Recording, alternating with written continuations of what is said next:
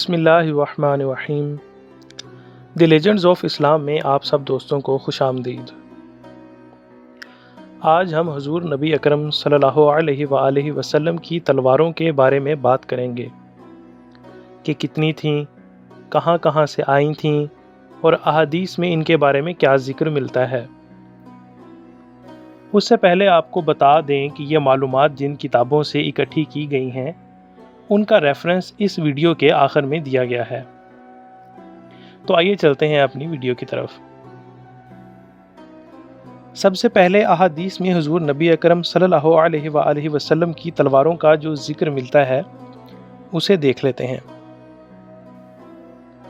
امام ترمذی رحمۃ اللہ علیہ نے اس باب میں جو احادیث نقل فرمائی ہیں وہ کچھ اس طرح سے ہیں۔ مشکوٰۃ شریف میں حضرت انس رضی اللہ تعالی عنہ سے روایت ہے کہ حضور اقدس صلی اللہ علیہ وآلہ وسلم کی تلوار کا قبضہ چاندی کا تھا۔ سعید بن ابی الحسن رحمۃ اللہ علیہ نے بھی یہی نقل کیا ہے کہ حضور صلی اللہ علیہ وآلہ وسلم کی تلوار کی مٹھ چاندی کی تھی۔ ہود کے نانا کہتے ہیں کہ حضور اقدس صلی اللہ علیہ وآلہ وسلم فتح مکہ کے دن جب شہر میں داخل ہوئے تو حضور کی تلوار پر سونا اور چاندی تھا۔ طالب جو اس حدیث کے ایک راوی ہیں کہتے ہیں کہ میں نے اپنے استاد سے پوچھا کہ چاندی کس جگہ تھی؟ انہوں نے فرمایا کہ قبضہ کی ٹوپی چاندی کی تھی۔ محدثین نے اس حدیث کو ضعیف بتایا ہے۔ ابن سیرین رحمۃ اللہ علیہ کہتے تھے کہ میں نے اپنی تلوار سمرہ رضی اللہ تعالیٰ عنہ کی تلوار کے موافق بنوائی، اور وہ کہتے تھے کہ ان کی تلوار حضور صلی اللہ علیہ وآلہ وسلم کی تلوار کے موافق بنائی گئی ہے، اور وہ قبیلہ بنو حنیفہ کی تلواروں کی طریق پر تھی۔ بنو حنیفہ عرب کا ایک قبیلہ تھا جو تلواروں کے عمدہ بنانے میں بہت مشہور تھا۔ اب بات کرتے ہیں حضور صلی اللہ علیہ وآلہ وسلم کی تلواروں کے بارے میں۔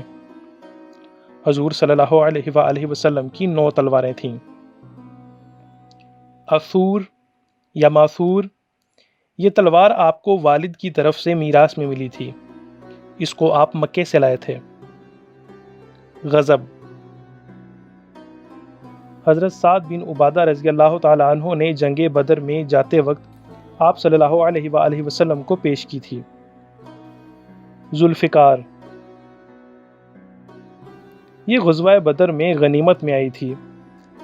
تاریخ میں ایک اور تلوار ذوالفقار کے نام سے بہت مشہور ہے۔ یہ تلوار حضرت علی کرم اللہ وجہ الکریم کے پاس تھی۔ کلئی، یہ بنو کینکا کی طرف سے آئی تھی۔ بتار، اس کے معنی قطع یعنی کاٹنے والی کے ہیں، یہ بھی بنو کینکا کی طرف سے آئی تھی۔ حتف، اس کے معنی موت ہے، یہ بھی بنو کینکا کی طرف سے آئی تھی۔ مخزمہ، اس کے معنی کاٹنے کے ہیں۔ آسوت، اس کے معنی نہ رکنے والی، ہڈی کاٹ کر گزر جانے والی ہے۔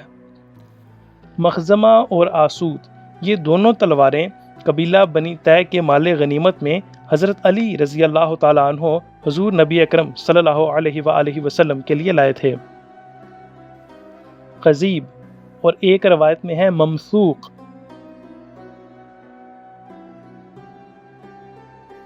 قضیب کے معنی ہلکی سی جنبش سے کاٹنے والی، اور ممسوق کے معنی چیرنے والی کے ہیں۔